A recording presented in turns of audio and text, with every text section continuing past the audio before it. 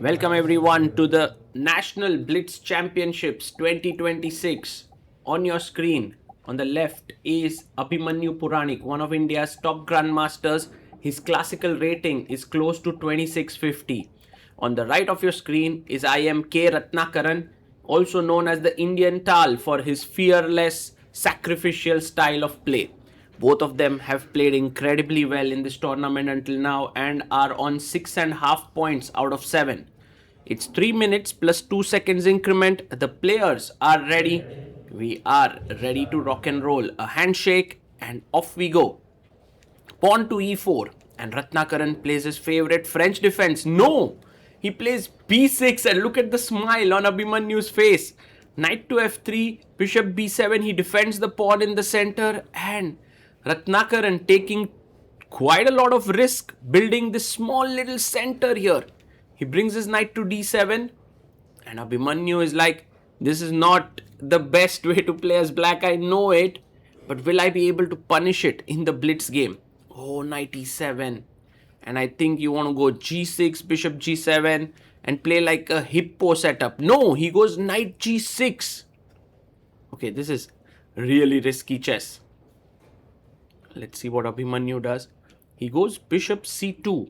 I wonder where he's taking his bishop. Maybe to a4.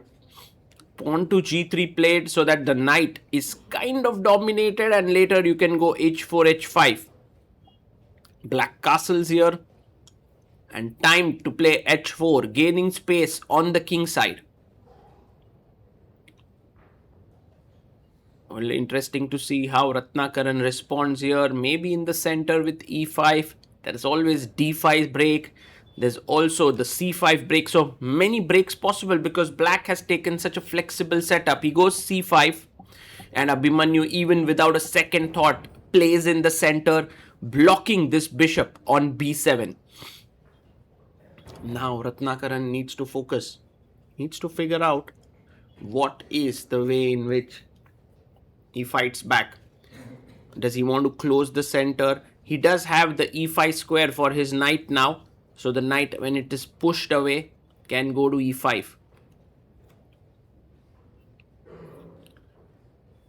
Time-wise, Abhimanyu has now a good solid lead on the clock. 2 minutes 46 seconds. 2 minutes for Ratnakaran. He goes pawn to e5, closing the center. Not a good move. Now h5, kicking the knight away. The knight goes back to h8. Oof. That's not a happy move. Do you want to go h6 as well? It's possible to play that. He goes king g2. I like this move to switch the rook to h1 if needed. Knight to d1. Abhimanyu starts maneuvering his pieces. Pawn to b5, sacrificing a pawn. And I think Abhimanyu didn't even consider taking and queen takes because of bishop a6. He goes knight e3, pawn takes pawn. And now maybe just simply taking with the knight. Knight takes c4. Knight is well placed looking at the d6 pawn. But maybe you can go knight to b6. He goes a5. He wants to play bishop a6. So somehow Ratnakaran has created some counterplay. But bishop d3 played. Now do you go f5? f5, ef5 and then maybe some e4 ideas, bishop a6. He goes knight to f6. Okay. Playing very calmly here, Ratnakaran. And Abhimanyu goes h6. He's trying to soften up the king side. g6 kind of important here. The knight on h8 asking really important questions. What am I doing with my life there? Maybe if Ratnakaran does get in f5, he can bring his knight back to f7. So what do we do with this knight firstly on h8? But firstly, what does white do? Knight h2 by Abhimanyu. And a4, Ratnakaran gains space on the queen side. f4, opening up the position, pawn takes pawn. He takes with the bishop so that he can start playing in the center. First centralize the rooks, then try for the e5 break perhaps. Also the bishop and knight are putting pressure on the d6 pawn. Knight to e8, another little passive move. And he brings rook a e1, f6 played. Ooh, that's a very cool move because now knight f7, knight e5 can come in. Tenacious Ratnakaran. He's not going to let Abhimanyu steamroll him. Abhimanyu now is thinking what to do with his pieces.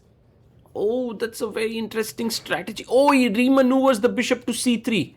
I love it. But the knight comes in. It's going to settle in on e5. Both players playing incredible chess. Such a fight. Such a pleasure to see such a game. Rook f2. He's trying to double on the f file. Rook b8, putting pressure on the b2 pawn. Now doubling down the f file. And already black seems to be okay. Queen d7, queen h3. He plays it. Queen coming into h3. This is what Ratnakaran is so dangerous for. Queen h3 check. g3 pawn will fall.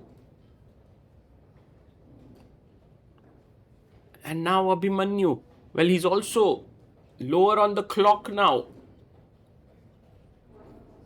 Queen to e3 played.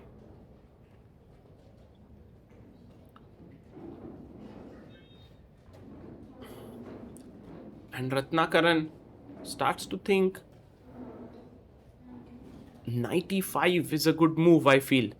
Queen h3 is a good move. Many possibilities in this position.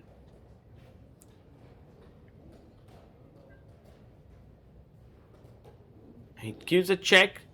King g1 played. And now g5. Oh, maybe not the best. The best was to bring the knight here. But now look at this move. Knight a5 with the idea of knight c6. That's one possibility here. The other one is bishop to c3. Putting it here, putting pressure on this pawn. But g5, the idea is clear. He wants to take the pawn on h6. And so Abhimanyu needs to find some way. Boom! E5. Whoa, what a move. E5, but what about DE or knight e5? This is risky chess. Takes. Because now all the black pieces are looking at the d6 square. So, how exactly did you benefit from that pawn sack, Abhimanyu? What's your plan?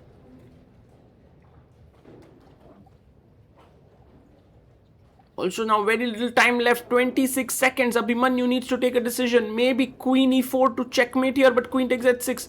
He plays queen e4. But what if I simply take the pawn? Yeah, he just takes it. 2 pawns up.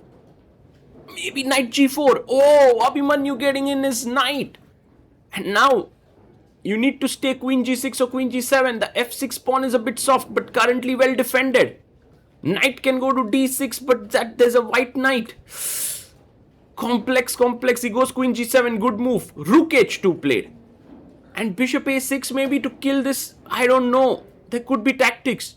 He plays f5. Rook takes. Bishop takes. Queen takes. Exchange sack. Knight to d6, but he misses queen e6 check. A very important one. If king h8 now, this bishop and rook, it's simply game over. Rook f7. Now take on h7. Ratnakaran simply missing here. Queen takes, and all the pieces fall. King takes. He takes on e5. Things changed drastically in one move. Bishop c3 played by Abhimanyu, a3, and now, just b3 calmly playing knight to c7. He gives a check.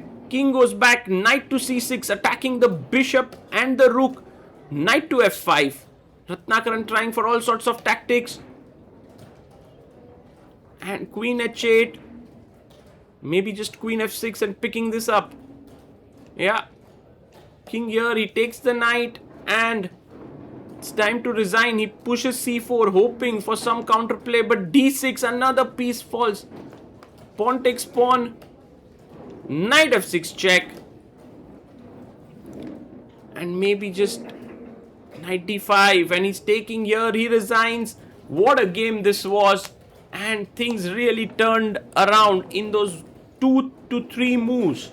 We'll show you those critical moments and what turned around. And also later we were able to catch up with Abhimanyu when he visited us at the Super Heroes Cup. He became the National Blitz Champion. And this was a very important round because it helped him to take the sole lead in the tournament, and we did an interview with him.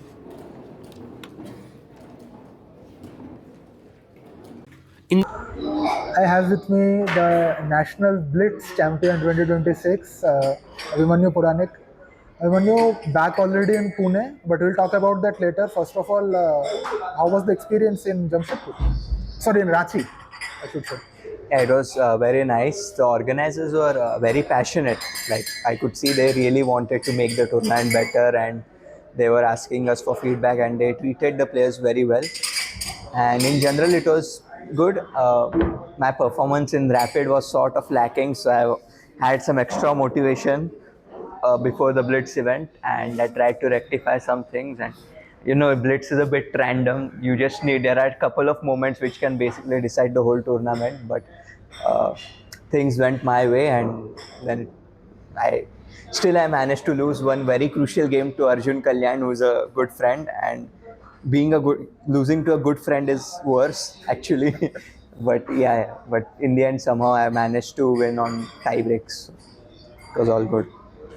I mean, it turned out good in the end. I was taking a look actually at the schedule, and I felt it was quite demanding. You start with 5 rounds of rapid, 6 rounds on the next day, and then finishing with this 11 rounds of consecutive blitz. Was it tiring? How much of it was momentum, would you say? Momentum definitely plays a role, but nowadays everyone plays online so much. We have gotten used to playing long games, especially on many sites, the long blitz games, long bullet games, spending, it's big. Chess is a sort of an addiction, so you sort of get used to that, and it was demanding, but it was still okay. I guess it was fun, so you don't feel so tired. Is this your first national speed chess title? It's my first national title, I think. Really? Yeah, yeah. Any age category ones are you skipping maybe or? I was once joined first, but I was second on tie breaks in national under 13. So. This is your first national title. Wow, I mean, I'm sure that makes it more special. And this does mean that you're qualified now to the World Rapid and Blitz, if I'm not mistaken. Or Yeah, I guess so. I mean, generally they allow for 25, 50 plus. There is a direct entry, but yeah, you must. I mean, you would have made it anyway. But this is perhaps like the selection is final. yeah, You yeah. can say. That's all great to know. Was there a favorite game of yours from the event which you liked very much? It was nice for you. Ah, all my games are so topsy turvy. It's hard to pick a game which was clean. But More importantly, do you remember all the 11 games clearly? That is, I think, a question. uh, the thing is, if they went into deep into endgame, maybe I would forget. But generally, I would remember. Wow. I really liked my game with. I think it was Sayantan, and the reason I like that game is that it ended in a cheapo where I managed to trap his rook in the rook end game because the rest of the game is just topsy turvy. But the end is very nice. His rook sort of gets trapped on h3. So yeah, that was my favorite moment. I won't say the game, but favorite moment. And we saw this very nice photo of you, both Aronak and you with the trophies. I think it was clicked in the university. How was the venue overall for you? This was the Sarla Birla University, I believe. Also, the same place where National Rapid and Blitz took place last year. How were the arrangements? How did you find it?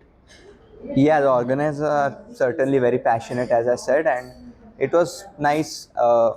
It was a bit in the outskirts, but not too.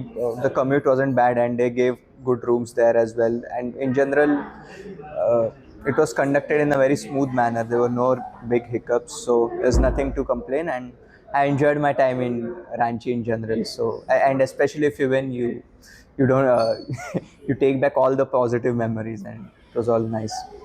And you came back to Pune, I think, maybe just a day ago, and now you're already here at a very special event for us. So thank you for coming at the It's my pleasure. Superheroes Cup 2026.